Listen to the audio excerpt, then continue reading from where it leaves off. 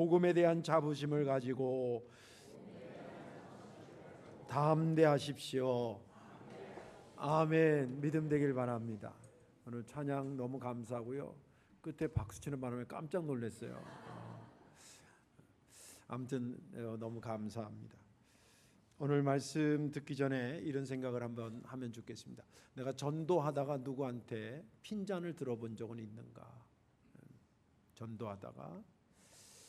그리고 또 한 가지는 나는 내가 믿는 이 믿음에 대한 자부심을 갖고 있는가? 복음에 대한 자부심을 갖고 있는가? 이런 것들을 한번 생각하면서 말씀을 들으면 좋겠습니다. 제 손위의 처남이 목회를 합니다. 저보다 연배가 위죠. 근데 이분은 일반 대학을 전공하고 그리고 늦게 이제 하나님의 종이 되어 있다 생각해서 MDB 과정이라고 대학원을 이제 학부에서 신학을 안 하면 3년 과정을 하는 그런 코스가 있는데 그 MDB 과정을 통해서 이제 학위를 취득하고 시험 봐서 이제 목사가 됐습니다. 그러는 바람에 일반 사람들보다 좀 늦어지는 바람에 군대도 좀 늦게 갔습니다. 근데 이제 대학원 다니면서 군대를 가기 때문에 지금 나이로는 한 25 이상 돼 가지고 이제 간 거지요. 근데 이것도 그냥 병무청에서 올 때를 기다리고 있으면 이 학기랑 안 맞을 때가 있기 때문에 자기가 원하는 시간에 딱 가기 위해서 시험 보는 모병하는 저기를 지원했는데 해병대를 지원했습니다. 그게 이제 붙어서 자기 원하는 날짜에 들어갔는데 이미 거기 들어가 있는 고참들이 다 당신보다 한참 어린 동생 뻘입니다. 그러니까 그거 자체가 이미 스트레스예요. 스트레스예요. 그런데 이제 여러분 아시다시피 남자들은 군대 가면 이제 군기라는 게 있고 군기가 좋은 쪽으로도 작용하지만 나쁜 쪽으로 작용할 때는 이제 고참이 신병들 뭐 놀리기도 하고 실제 잘못을 막 지적하기도 하고 뭐 이런 것들이 왕왕 있잖아요. 쉽게 말하면 꼬투리 잡아서 막 야단치기도 하고. 그런데 이제 꼬투리 그러다 보면 뭐 어떨 때는 모욕적인 것도 하고 막 그런. 지금은 많이 좋아졌습니다만 지금 이 이야기가 한 40년 전 이야기라고 생각하시고 들으시면 되겠어요. 그러니까 뭐 그때 그랬거든요. 근데 이제 꼬투리 아닌 꼬투리 중에 하나가 뭐냐면 교회 다니는 것 가지고도 꼬투리 잡는 경우가 있어요. 군대에서 꼬투리 아닌 꼬투리인데, 근데 이제 그거와 관련돼 가지고 자기가 이제 겪었던 일화를 한번 저한테 얘기한 적이 있습니다. 하루 일과를 다 마치고 잠자리 드는데 그 내무관은 고참이 야 자 그래야지 자는 거예요. 그게 안 떨어지면 근데 그 자라는 말 나오기 전에 야 오늘 낮에 누구 안목에 보니까 너 엉망이더라 뭐 이런 핀잔도 두고 막 이렇게 하는 거예요. 이게 이제 고참이 이제 자기 왕국을 형성하는 거죠. 그런데 어느 날 일과를 마치고 자려고 하는데 난데없이 그 최고 고참이 야 예수쟁이 너 기도해봐 이런 거예요. 근데 이분이 평상시에 교회를 다닌 분이라든지 그러면 그게 그냥 부드럽게 들여지고 그럴 텐데 벌써 예수쟁이 하는 거하고 교회도 안 다니고 그 뉘앙스라는 게 있잖아요. 놀리려고 하는 거예요. 놀리려고. 뭐 잘못한 것도 아닌데 이게 얼마나 기분이 나쁘겠어요. 더군다나 한참 어린 고참은 고참이지만. 근데 그때 마음에 성령께서 야 이참에 전도의 기회로 삼자 이런 마음이 들더라는 거예요. 그래서 예 알겠습니다. 그리고 기도를 하는데 정말 간절히 기도했대요. 자기 생애 최고로 아무튼 간절히 기도하면서 뭐 내용은 뭐 기억이 잘 안 나지만 뭐 와서 힘든데 이 전우들 지켜달라는 기도도 했을 거고 우리를 보내는 부모님들에 대한 그 땀 흘리고 고생하시는 것도 기도했을 거고 뭐 아무튼 주구장창 진지하게 기도했대요. 예수님의 이름으로 기도합니다. 아멘. 기도가 끝났는데 갑자기 그 내무반 분위기가 숙연해. 그리고 야 예수쟁이 기도해봐 이렇게 했던 그 고참이 아주 순한 양이 딱 돼가지고 야 자자 그러더라는 거예요. 그래서 그때 이후로 주일날 교회 가는 게 수월하고 인정해지고 또 나이도 많았기 때문에 이제 그런 일화를 해준 적이 있습니다. 여러분들 복음에 대한 자부심을 갖기를 주의 이름으로 축원합니다. 우리의 생명과 같습니다. 오늘 본문에 있는 말씀은 이 사도행전 3장에서부터 시작이 되는 말씀인데, 성령 받고 이제 베드로와 야고보, 요한 뭐 이런 사람들이 뜨거워지기 시작해서 복음을 증거하러 다닙니다. 어느 날 성전에 올라가는데 성전 미문 앞에서, 미문이 뷰티풀 게이트라는 거거든요. 아름다운 문이라는 그 이름이 붙여진 그 앞에서 몸이 불구가 돼서 제대로 일어나지 못한 사람이 구걸을 하고 있는 걸 보는 겁니다. 그러니까 베드로가 가는데 나 좀 도와달라고, 먹을 거 좀 달라고, 돈 좀 달라고. 그러니까 베드로가 그 유명한 말이잖아요. 내게 은과 금은 없지만 내게 있는 나사렛 예수 이름으로 명하노니 자리에서 일어나라. 그러니까 그 사람이 고침 받았어요. 할렐루야. 그리고 나서 이 사람이 너무 좋아가지고 성전에 들어간 겁니다. 왜냐하면 그 당시에 성전 뜰 안에는 못 들어가는 사람이 여자들이 못 들어갔고요, 어린아이들이 못 들어갔고, 그리고 장애자들이나 병자들이 못 들어갔어요. 근데 몸이 건강해졌으니까 기쁜 마음에 이제 성전 뜰에 간 겁니다. 근데 거기 와 있던 사람들이 예루살렘 성전이 그렇게 넓지 않거든요. 다 이렇게 우리 교회 마당보다 조금 더 크게 하나 뭐 그 정도예요. 그러니까 저 입구에서 구걸하던 사람이 누군지 다 아는 거거든요. 근데 보니까 구걸하던 사람이 멀쩡하게 걸어 다니거든요. 근데 어떻게 저랬냐 뭐 물어볼 때 이제 자연적으로 베드로가 집중이 되면서 저분이 고쳐줬다고 얘기했을 거 아니겠어요. 그러니까 그때 이제 복음을 증거합니다. 사람들이 그 신기한 걸 보고 놀래가지고 집중하고 있는 것이 보고가 들어갔는데, 제사장들과 사두개인들과 성전 지키는 자들한테 그것이 보고가 들어갔습니다. 걸림돌이 하나 미운 놈이 하나 생긴 거죠. 그 가서 보니까 진짜 막 그러는 거예요. 그러니까 일단은 그날이 이제 벌써 해가 지을 때니까 베드로와 요한을 감옥에 가두라 그럽니다. 감옥에 가두고 다음 날 아침에 불러서 신문을 하면서 오늘 본문이 시작돼요. 야, 네가 무슨 이름과 무슨 권능으로 그런 짓을 하는 거야? 왜 병자 고쳐주고 그러냐는 거예요. 그때에 이 베드로가 담대하게 얘기합니다. 이거는 내가 한 게 아니라, 내 힘으로 한 게 아니라 당신들이 죽인 예수 그리스도를 하나님께서 살리셔서 그분의 이름과 권능으로 이 사람이 나은 것입니다. 이 예수 그리스도는 시편에 있는 말씀처럼 건축자들이 버린 돌이 그 건물에 어느 날 보니까 모퉁이의 머릿돌이 된 것 같은 그런 경우들이 있다 그랬는데, 그 경우가 이분에게 해당되는 겁니다. 그리고 하나님께서 이 사람 외에, 다시 말해서 예수 그리스도 외에 다른 구원받을 자를 아무도 알려준 적이 없습니다. 이 사람을 통해서만 구원에 이르는 것입니다. 아주 또박또박 정리해서 얘기를 하는 겁니다. 그러니까 이 제사장들이 잘못 당황한 거죠. 왜냐하면 갈릴리에서 어부로 있는 출신이니까 가방끈이 그렇게 길지 않아요. 학문이 많지 않아요. 그런 줄 알았는데 막 시편을 인용하고 막 예수에 대해서 정확히 얘기하고, 이 사람이 3년 동안 예수랑 함께 있었던 것도 알고, 또 심지어는 그 고침 받은 사람이 그 옆에 같이 서 있대. 오늘 본문에 보니까 같이 서 있는 거예요, 증인처럼. 그러니까 제사장이 꼬투리 잡을 게 없는 거예요. 그러니까 일단은 당신들 저 나가 있으라고 공회 바깥으로 내보낸 다음에 자체 회의를 한 겁니다. 이거 어떻게 하면 좋겠냐고. 이거 고쳐가지고 사람들이 저렇게 다 고침받은 사람 보고 있는데 이게 아니라고 그럴 수도 없고, 이게 어떻게 하면 좋겠냐고. 그러니까 누가 안건을 내서 그러면 다시는 예수의 이름으로 그런 행위를 하지 못하게 욱박지르는 수밖에 없겠습니다. 그래서 그렇게 하기로 하고 불러서 욱박지릅니다. 너 다시는 그거 가지고 증거하지 마라. 네가 복음 증거하지 마라. 예수 그리스도 증거하지 마라. 이렇게 욱박지릅니다. 그때에 베드로가 아주 유명한 말을 한 말이에요. 그 말이 뭐냐면, 여러분들 한번 생각해 보십시오. 여러분들의 사람의 말을 듣는 게 옳은 것입니까? 아니면 하나님의 말씀을 듣는 게 옳겠습니까? 저는 지금 내 사상이나 내 생각을 전하는 게 아니라 내가 직접 보고 내가 들은 것을 어찌 말하지 아니할 수 있겠습니까? 좀 더 설명하겠습니다. 내가 본 거, 예수님이 십자가에 달려 죽으시고 부활한 걸 봤는데, 그리고 3년 동안 그분을 통해서 살아있는 생생한 말씀을 들은 내가 어떻게 나 안 들었다고 못 봤다고 할 수 있냐는 거예요. 꼬투리 잡을 게 없잖아요. 그래도 더 이상 할 말은 그래도 하지 마, 그래도 하지 마. 그리고 내쫓 치고 그 당시에 고침받은 사람이 약 40세 정도 됐더라고 하는 것이 본문의 전반적인 이야기입니다. 저는 이 본문을 보면서 특별히 19절 말씀이 그렇게 은혜가 됐습니다. 베드로와 요한이 대답하여 이르되 하나님 앞에서 너희 말을 듣는 것이 하나님의 말씀을 듣는 것보다 옳은가 판단하라. 이 말씀이 왜 은혜가 됐냐면 이 사람은 복음에 대해서 확실한 걸 붙잡고 있었구나.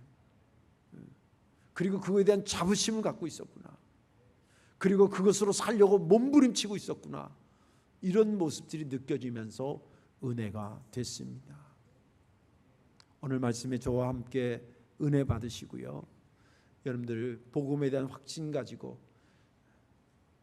비굴하게 살지 말고 담대하게 살아가시기를 주님의 이름으로 축원합니다. 자, 오늘 말씀은 크게 두 덩어리로 얘기할 겁니다. 왜 복음에 대한 자부심을 가져야 되는가라고 하는 거.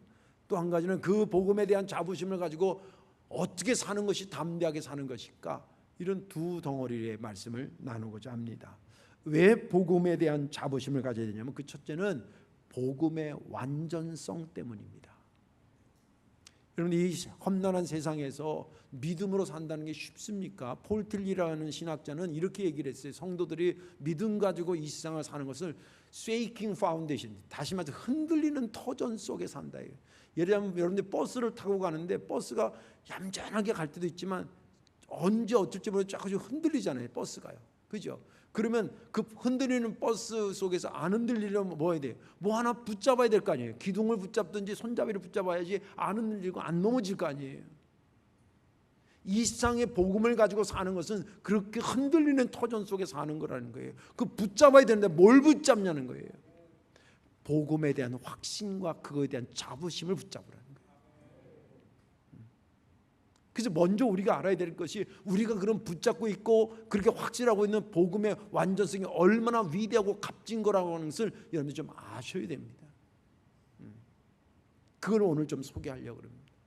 소개하는 방법이 여러 가지겠지만 이런 식으로 소개하려고 합니다. 계획, 목적, 진행, 완성, 적용. 이거는 일반 회사나 목회학에서 어떤 프로젝트를 진행할 때 이 프로젝트가 정말 실현 가능할까, 나름대로 완벽하냐, 좀 뭔가 불안하냐라고 할 때 생각하는 프로세스의 축과 같은 틀입니다. 누가 계획을 세웠냐, 왜 세웠느냐, 어떻게 진행하려고 그러냐, 그거에 대한 완성은 어떻게 될 것이냐, 그 이후에 피드백은 어떻게 될 것이냐, 이런 틀 안에다 그 내용을 끼워 넣는다 이 말이죠.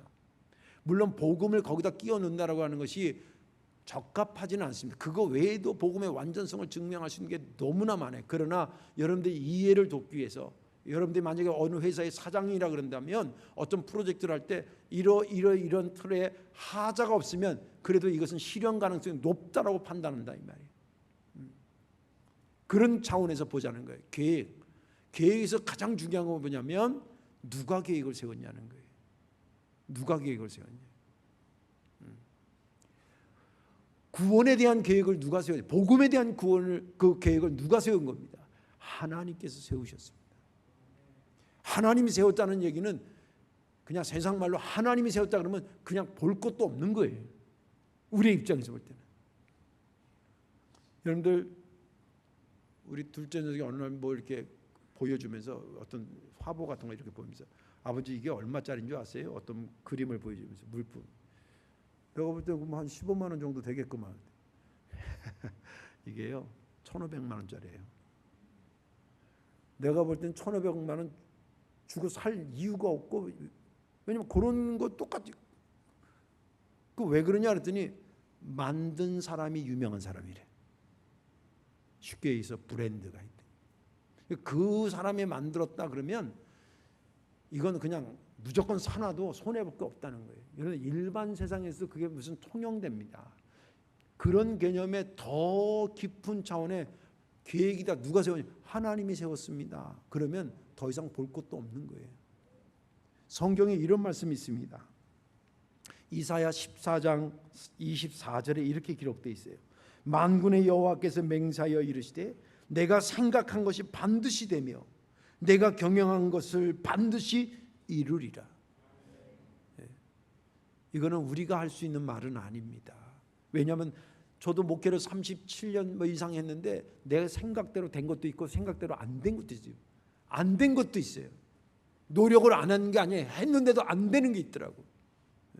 그러니까 저는 이런 말을 쓸 수가 없어요. 누구만 쓸 수 있냐면 계획하신 하나님만 쓸 수 있어요. 당신이 생각한 게 된다는 거예요. 그리고 내가 경영한 것을 반드시 이루시겠다는 거예요. 또 구원과 관련돼서는 요한복음 3장 16절처럼 다 외우는 겁니다. 하나님의 세상을 이처럼 사랑하사 독생자를 주셨으니 이는 그를 믿는 자마다 멸망치 않고 영생을 얻게 하려 하심이라. 구원은 누가 세웠냐? 하나님이 계획하셨다는 거예요. 하나님의 세상을 이처럼 사랑하면서 세우셨다는 거예요. 계획에서 완벽합니다. 그 다음에 목적입니다.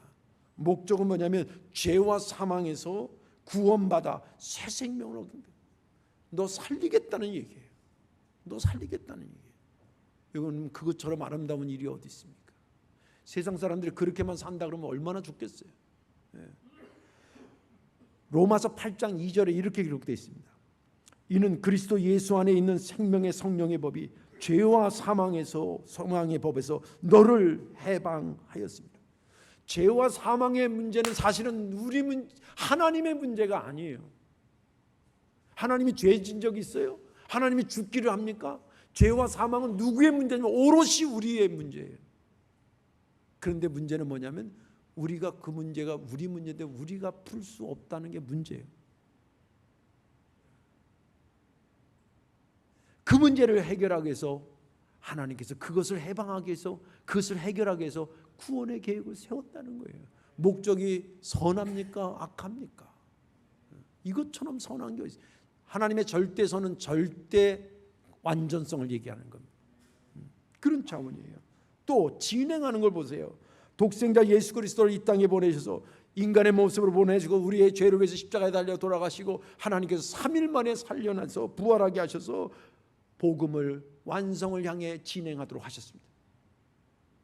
여기에 관련된 성경도 로마서 5장 8절에 이렇게 기록되어 있어요.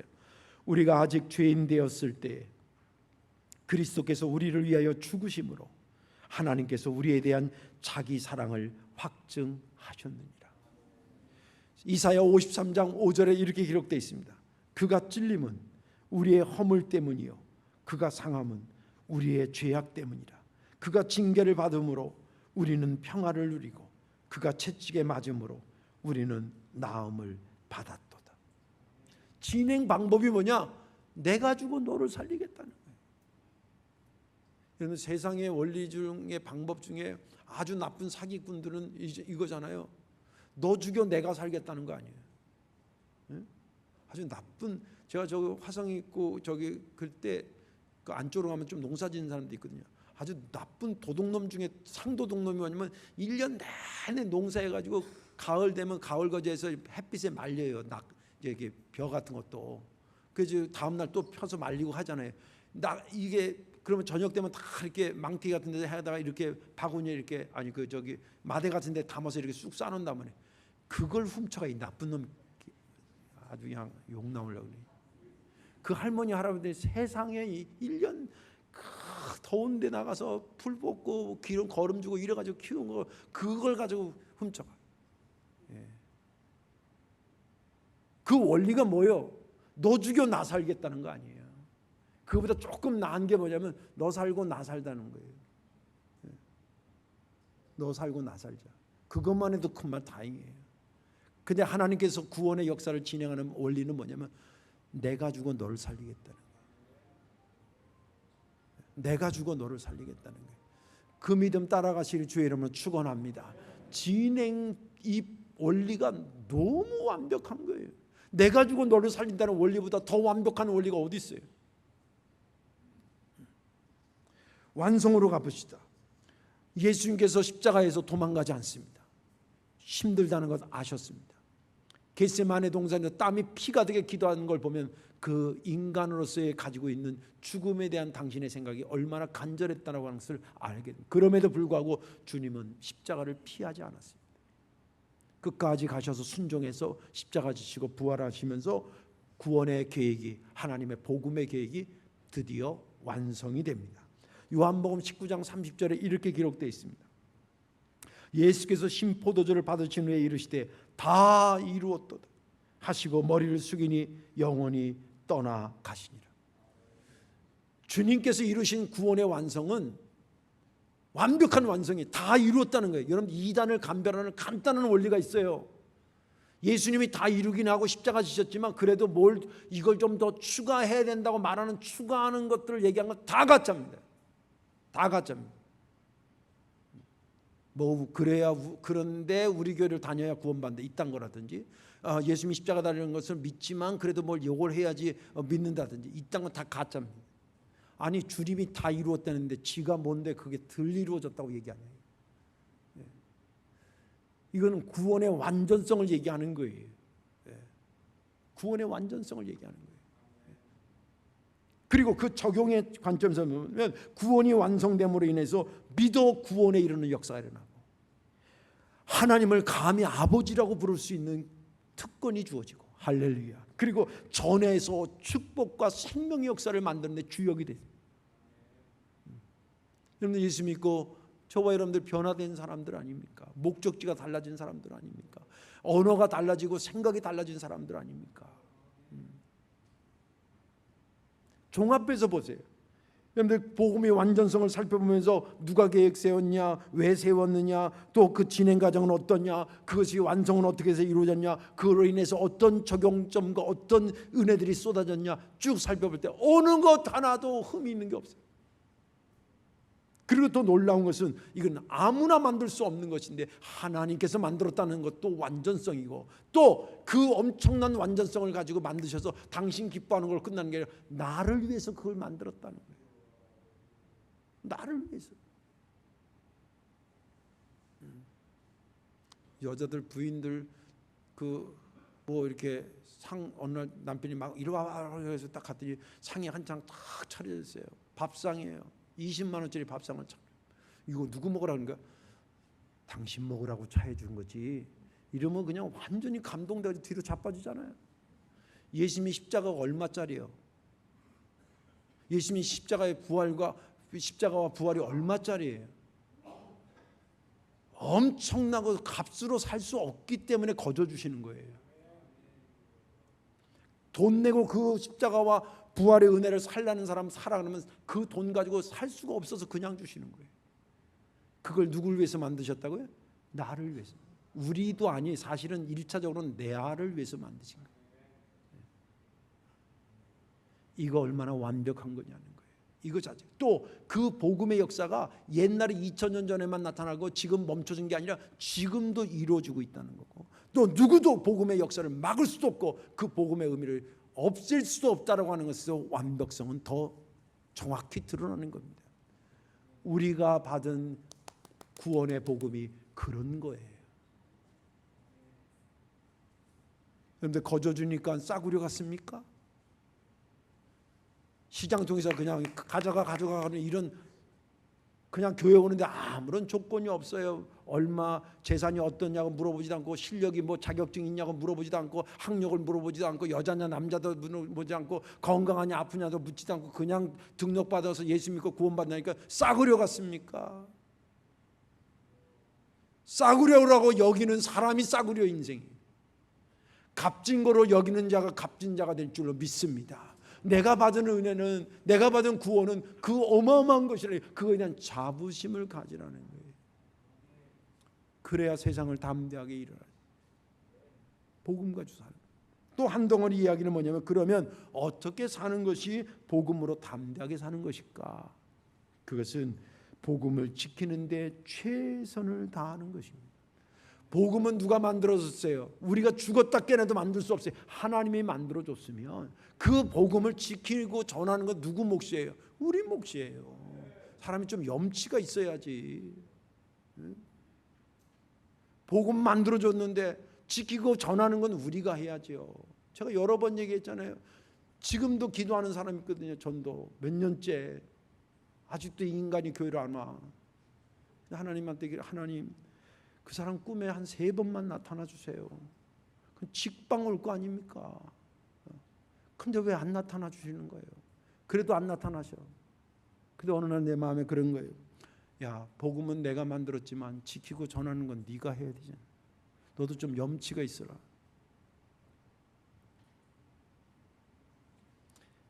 잘 귀담아 들어보십시오. 이게 무슨 말인지. 오늘 19절과 20절을 보세요. 베드로와 요한이 대답하여 이르되 하나님 앞에서 너희 말을 듣는 것이 하나님의 말씀을 듣는 것보다 옳은가 판단하라. 우리는 보고 들은 것을 말하지 아니할 수 없다 하니.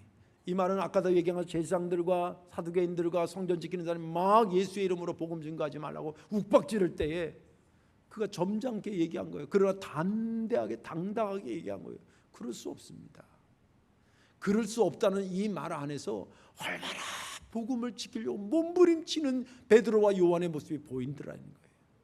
그게 한 세 가지로 보이는 거예요. 복음을 지키기 위해서 애쓰는. 첫째는 그들은 복음에 대해서 확신을 가지고 있었습니다. 20절에 말한 것처럼 우리는 지금 내 생각을 전하는 게 아닌, 지금 나는 내가 보고 내가 들은 것을 전할 수밖에 없잖아요. 내가 예수님이 십자가 달려 죽은 걸 알고 3일 만에 부활해서 나한테 나타난 걸 알고 3년 동안 나에게 가르쳐 주신 말씀, 그 말씀을 내가 알고 있는데 어떻게 예수를 전하지 못하게 하냐는 거예요. 여러분들 복음에 대한 확신 갖기를 주의 이름으로 축원합니다. 여러분들 지금 싸구려나 가짜를 지금 사기꾼, 제가 사기꾼을 여러분들 지금 속이는 게 아니에요. 저는 제 일생을 목사로 산 사람이에요. 저도 인생을 정말 멋있게 화려하게 살고 싶은 마음이 있었어요. 제 생각보다 굉장히 귀하게 자란 아들입니다. 딸 셋의 외아들이에요. 우리 아버지가 장남의 장손이에요. 제 이래봐도 우리 집안에 가면 우리 고모서부터 어릴 때 기억이 막 딴 조카들 왔는데 걔는 쳐다도 안 봐. 그 제가 좀 똘랑똘랑했거든요. 저만 막 끌어안고 막 이러고 그랬어요. 근데 그때는 그게 당연한 줄 알았어요. 근데 이제 장손이라는 것 때문에 집에서 우리 아버지가 부대 가 있다가 딸 내리 낳다가 아들 낳았다는 얘기도 오다가 넘어졌다는 거 아니에요. 신발 제대로 못 신고 뛰어와서. 그런 아들입니다. 그런데 저 나름대로 저도 인생을 뭐 화려하게 멋있게 살고 싶은 마음이 왜 없겠어요. 그런데 가장 화려하고 가장 멋있는 게 예수 복음 증거하는 거. 나를 위해서 주님이 죽었는데, 주님이 나를 위해서 죽었는데, 그분이 나를 확신 가지고 나를 위해서 죽어주셨는데 내가 나를 위해서 죽으신 그분에 대한 확신을 가지고 살지 못하면 어떡해요. 어떻게 보면 내 믿음을 지키기 위해서라도 저는 이 길을 가야 된다고 생각해서 일생을 그렇게 살아요. 아마 모르긴 몰라도 제가 한 8년 남았는데 직업을 바꿀 가능성은 거의 없다고 봐도 과언이 아닙니다. 앞으로 그냥 그렇게 갈 것 같아요. 후회하지 않습니다. 그 죽음이 칼날이 왔다 갔다 할 때 그 당시에 대제사장이 그 눈빛만 잘못하면 그냥 감옥 가서 죽이는 거예요. 그런 칼날이 왔다 갔다 하는 순간에도 눈 하나 깜짝 안 하고 제가 본 것을 어떻게 안 봤다고 할 수 있습니까? 나를 위해 죽은 것을 내가 선명히 봤는데 아니라고 내가 어떻게 부인할 수 있습니까? 그게 복음을 지키려는 몸부림이었어요. 또 한 가지는 뭐냐면 그런 복음을 방해하는 어떤 것도 막으려고 애를 썼습니다. 뭐 못 전하게 하고 막 그럴 때에 의연하게 자기 세상적 논리에서는 힘이 없죠. 어떻게 뭐 그렇다고 제사장들 멱살을 잡고 한바탕 할 수도 없고 힘의 논리에서는 전혀 힘을 쓸 수 없는 거예요. 그러나 내가 이것을 방해하는 것은 저는 수용할 수 없습니다. 그러면서 자기 입장을 정확히 얘기합니다. 여러분들도 전도하다 보면 아까 제가 처음 질문했지만 전도하다 수모를 당하는 경우 있냐, 핀잔을 들어본 적 있냐 그런 말씀을 여쭙잖아요. 전도하다 보면 거의 빠지지 않는 반응 중에 레파토리가 뭐냐면 교회 욕하는 거예요. 그리고 딴 건 다 기억을 못하면서 목사들이 뭐 잘못한 걸 얼마나 리스트를 막 딸딸딸딸 구구단 외우듯이 외워. 저번에 신문에 나왔는데 그 목사가 또 어떤 뭐 했는데 알고 보니까 장로도만 이런 사람 얘기하면 아니라 그러지 마세요. 내가 모르는 사건이면 난 모른다 그러지만 내가 알고 객관적으로 볼 때도 그 목사가 잘못해서 실수했다, 죄를 지었다 그러면 그 인정하셔야 돼요. 제가 생각해도 그건 목사님이 잘못한 것 같아요. 근데 그걸로 끝나면 안 돼. 복음을 지키는 사람은 그걸로 끝나면 안 돼요. 복음은 목사를 지키는 게 아니에요. 잘 들으세요. 복음은 복음을 지키는 거예요. 뭐라 그래야 되냐면 우리 하나님은 선하신 분입니다. 실수하지 않는 분입니다. 또 그 하나님이 그 목사님에게 실수하라고 가르쳐 준 적도 없습니다. 내가 당신한테 얘기하는 것은 목사가 잘못한 것을 내가 감싸려고 하는 것이 아닙니다. 우리가 믿는 하나님, 그분이 선하다라고 하는 것을, 당신을 사랑하고 있다는 것을 전할 뿐입니다. 그렇게 하셔야 돼요. 그렇게 하셔야 돼요. 인정한 건 인정하지만 그러나 지킬 수는 지켜야 돼요. 우리가 잘 믿음 생활 잘하고 본이 되게 해야 되는 건 맞습니다. 그 못해도 괜찮다가 절대 아니에요. 그러나 인정할 건 인정하고 복음에 대해서는 뒷걸음질 치면 안 된다는 거예요. 그 얘기를 하는 겁니다. 또 한 가지는 이 복음을 지키려고 그가 애를 쓰는 것, 오늘 이 19절 20절에 보면은 한 명이라도 더 들어서 살게 해야 되지 않겠냐는 거예요. 당신이 지금 멈추라 그래서 지금 멈추면 이 생명의 복음을 들어서 살아나야 될 사람들이 못 살아나는데 내가 이걸 어떻게 멈출 수 있겠냐는 그런 거 아니겠어요? 그럼 사도행전의 핵심적인 게 뭐냐면 성령이 너에게 임하면 유대와 사마리아 땅 끝까지 이르러 내 증인되라. 이게 뭐냐면 복음을 지켜달라고. 영혼, 여러분 복음을 지키는 강력한 힘은 뭐냐? 복음을 전하는 게 복음을 지키는 거예요. 복음을 무슨 테두리 써가지고 여기 복음 여기다 이게 감싸고 있는 게 복음을 지키는 게 아니라 복음을 증거하는 것이 복음을 지키는 거예요. 그럼 축구할 때 최대의 공격이 최대의 수비라는 얘기 들어보셨어요? 그런 것 같아요. 복음을 전하는 것이 복음을 지키는 거예요. 그런 몸부림을 19절과 20절에 그 칼날 같은 데서 베드로와 요한이 서서 그것을 항변하면서 복음을 지키려고 애를 썼는데 그 애쓰는 모습을 우리가 봐서 저 사람은 복음을 가지고 담대하게 세상을 살았다고 평가하는 거예요. 이제 말씀을 정리하겠습니다. 요즘 시대는 옛날과 달라서 개인의 의견이나 개인의 생각을 상당히 존중해야 된다는 것이 일반적 사회적 의식이에요. 틀렸다는 것은 아니. 그러기 때문에 옛날같이 전도하기가 쉽지 않아요. 네가 뭔데 나한테 예수를 증거하냐는 거예요. 옛날에 그러지는 않았는데 이런 시대에 살아요.